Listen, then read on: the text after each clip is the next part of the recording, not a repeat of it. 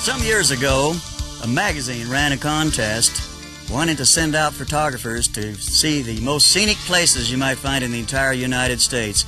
Every beautiful spot that might be found on the cover of a tourist brochure from all the 50 states.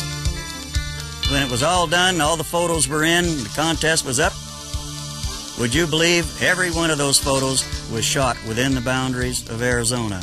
We believe we've got all 50 states rolled up right here in the state of Arizona. Now we're going to be taking you on this Arizona Backroads to some of these places. You'll see the places and you'll meet a lot of the people out there on the Arizona Backroads. See the sign? What sign? Where? The guns here at the marshal's office. Marshal's office? That's right. What are you? Marshal. Marshal? They do have a lot of dogs. The guns up here. What? Well... Put your guns down. Put them down on the ground. Put them down on the ground? On the ground. You want us to put our guns down? On the ground. You know, the sun's in my back and it's in your eyes. Matter to me. Put them down? Put them down. Let's put them down. Just like we did in Tombstone.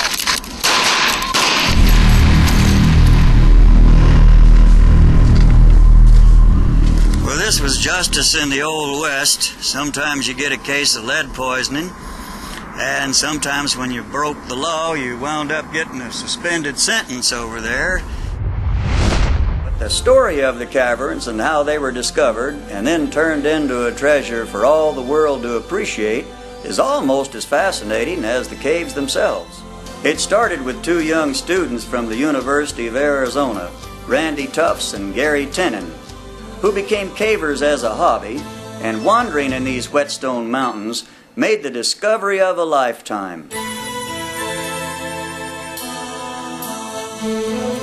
I'm Gary Tenen, one of the co-discoverers of Karcher Caverns.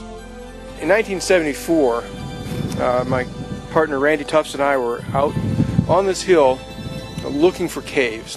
Tombstone was on its way to being the premier town of the West. I mean, it had the find, it had the money, it had the capital coming in from San Francisco and New York, and the latest mining equipment.